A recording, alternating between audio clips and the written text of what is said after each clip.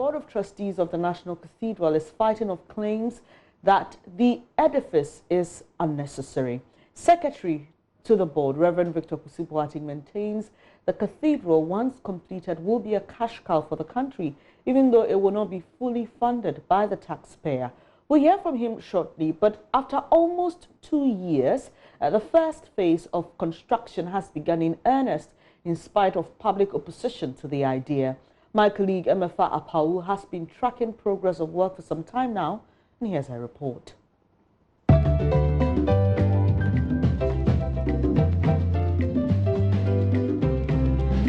purpose of the cathedral, as I indicated at the sword cutting, was to offer thanksgiving to the Almighty for his blessings to us as a nation, and to address a missing link in the nation's architecture by building a church for national purposes.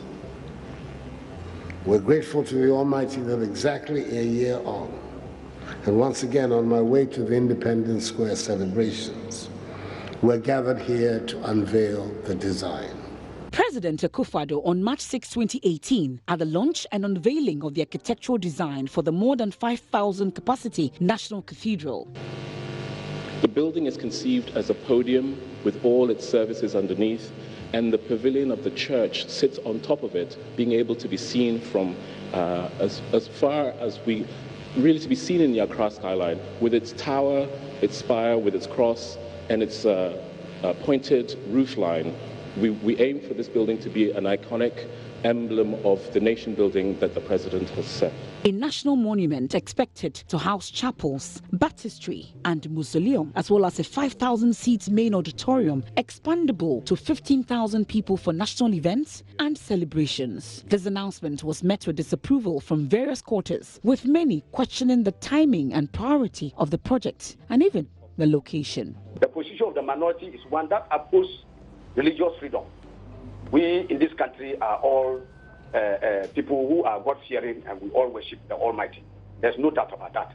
But I think that this is a cynical attempt by this government to hide behind religion, to recklessly dissipate state resources.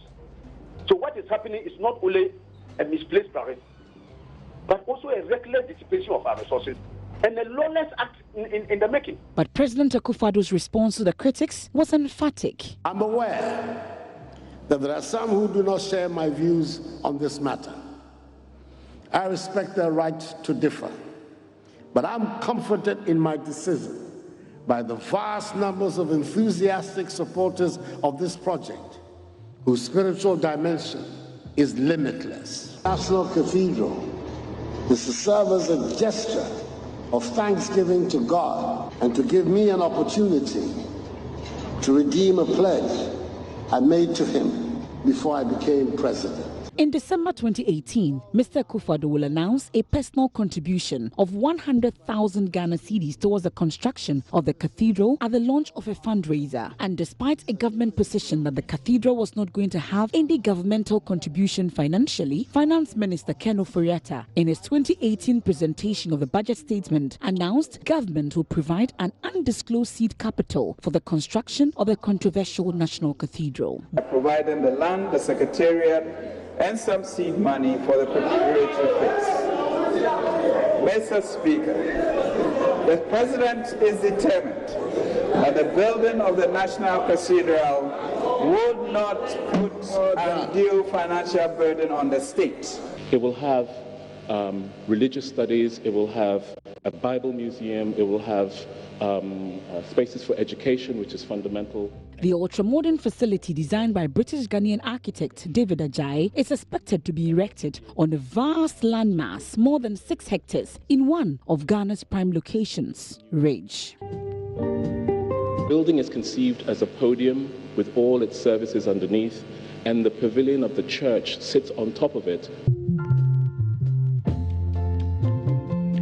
Now, this is a controversial point. All buildings from the Rich Circle to the Scholarship Secretariat, the Judicial Training Institute, the Passport Office, and even the Malian ambassador's residence are to go down. Other structures, as well as some 10 six-bedroom bungalows built by the Judicial Service to house Court of Appeal judges, was also to be demolished before the takeoff of the project. Now, though some judges were thought to be unhappy about the move, there was very little they could do, especially as government through Lands Minister, who would later be appointed Energy Minister John Peter Amewu, announced some $168,000 is to be spent on temporary accommodation for the judges for at least 18 months, while permanent structures are constructed for them.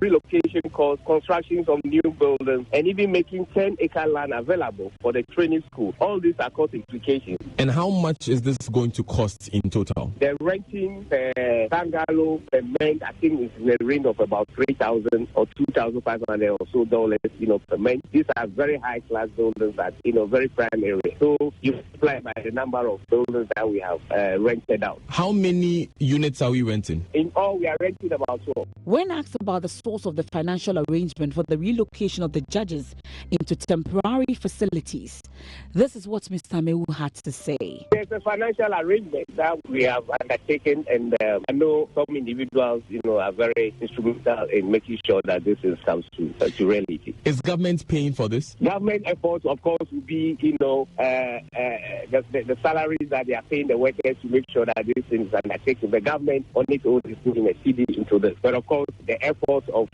civil servants, the efforts of the minister, and all this is to make sure these things are done, which of course can be read as cost. I think that's government effort. But there's a financial arrangement that was done with some private, individuals that are interested in giving this firm. After several months of inactivity and the occupants of these bungalows served eviction notices, some demolition has begun.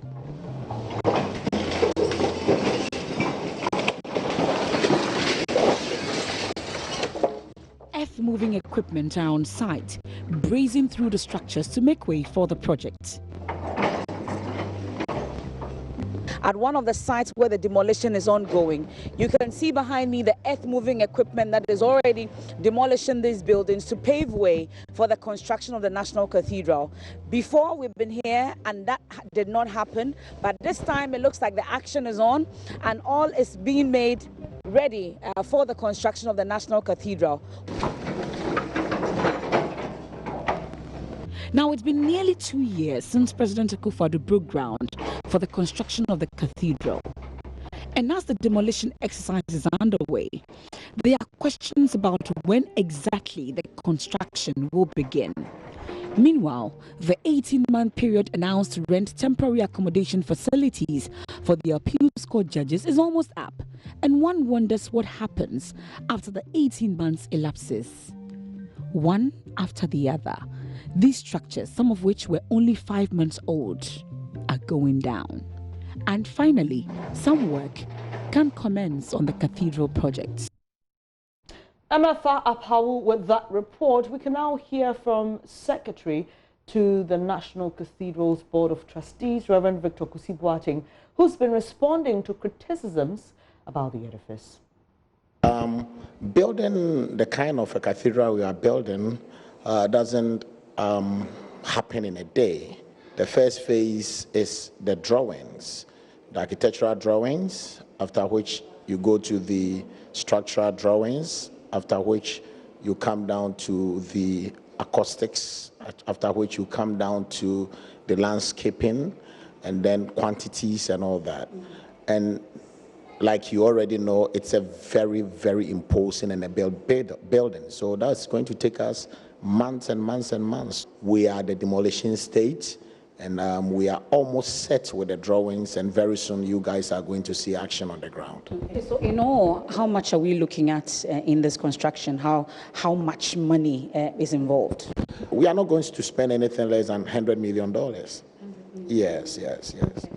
We are not just building a national cathedral, but the amount of monies this cathedral is going to generate for the nation is interesting. It's going to generate a lot of monies, and I can say on authority that it's going to generate more monies than all the sports stadiums in Ghana put together. Is it?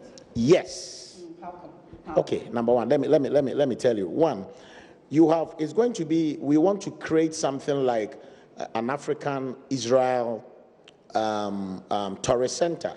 So you have thousands of people just coming in to see the first of such an iconic cathedral ever done in Ghana.